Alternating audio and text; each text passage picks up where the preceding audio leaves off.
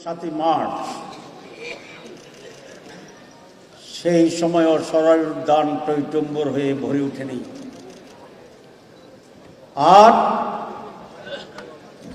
জামাত ইসলামের যে সমাবেশ সেটি শুধু একটি সরাইল উদ্যানে ভর্তি হয়নি, তার পাশে রমনা পার্ক পরিপূর্ণ ভর্তি হয়েছে।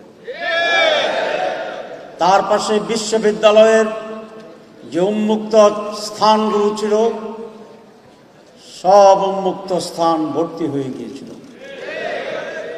তার সাথে টিএসসি থেকে শুরু করে ঢাকা মেডিকেল কলেজের চত্বর পেরিয়ে আরো অনেক বিস্তৃত জায়গা পর্যন্ত এই সমাবেশ ছড়িয়ে পড়েছে। এটাও জানেন, আমাদের রেজিস্ট্রেশন বাতিল করে দিয়েছিল, আমরা সেই রেজিস্ট্রেশন ফিরে পেয়েছি কোর্টের মাধ্যমে। আপনারা এটা জানেন? এটাও আপনারা জানেন। আমাদের প্রতীক দাঁড়িপাল্লা, এইটাকে তারা ছিনিয়ে নিয়েছিল যে আল্লাহর পক্ষ থেকে আমাদের প্রতি যে মেহেরবানি, যে ব্লেসিং, এটা গড়ে স্বীকার করলে চলবে না যে আল্লাহ আমাদের পরে ব্লেসিং করছে, মেহেরবানি করছে। আল্লাহ তো ডাকছে আমাদের। মানুষ কেন্দ্র দখল করে ক্ষমতায় আসার সুযোগ দেওয়া হবে না।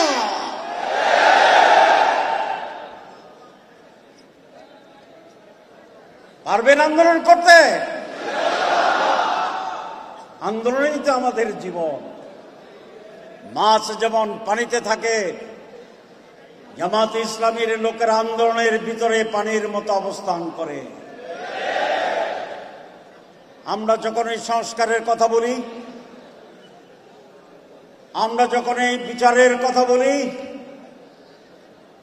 আমরা যখন এই সুষ্ঠু নির্বাচনের কথা বলি, কোন কোন মানুষ বলে এটা নির্বাচনের বিরুদ্ধে ষড়যন্ত্র। কি যন্ত্র? আরে যন্ত্রের নাম বলেন, ষড়যন্ত্র। আর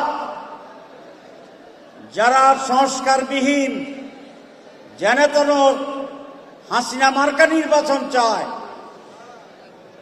সেটা কি নির্বাচনের বিরুদ্ধে ষড়যন্ত্র নয়? আপনারা কেউ কিছু চাইলে, সংস্কার চাইলে ষড়যন্ত্র বলবেন না। সংস্কার ছাড়া নির্বাচন হবে না, বিচার ছাড়া নির্বাচন হবে না, লেভেল প্লেইং ফিল্ড ছাড়া নির্বাচন হবে না। সুতরাং যারা নির্বাচন চান আমাদের মতো, আমরা যেরকম চাই, আসলে যদি চান তাহলে সংস্কার, বিচার, লেভেল প্লেইং ফিল্ড তৈরিতে বাধা দিবেন না। অন্যদেরকে অন্ধকারে রেখে কিছু একটা সুযোগ গ্রহণ করার অপচেষ্টা এই দেশের মানুষ মানবে না। 5ই আগস্টে যে ঐক্য ছিল, আমরা কিছুটা দলীয় বিভাজনে সেটা নিলেও মানুষের ভিতরে অন্যায়ের বিরুদ্ধে বিদ্রোহের যে আগুন, সেটা এখনো প্রজ্বলিত আছে। এই জন্য ঠুস করার কথা বললে মানুষ গিয়ে 32 নম্বরে হাজির হয়। এখনো রাত 3টায় নির্বাচন পিছানোর কথা বললে, পরীক্ষা পিছানোর কথা বললে, ঐক্যবদ্ধভাবে ছেলেরা সেই সচিবকে ধরার জন্য সচিবালয়ের গেট ভেঙে দেয়। এই জন্যে এই যে চেতনার উদ্ভব ঘটেছে, সেইটি আগামী 6 মাসে নির্বাপিত হয়ে ছাই হয়ে যাবে। যারা এরকম ভাবেন তারা সঠিক ভাবছেন।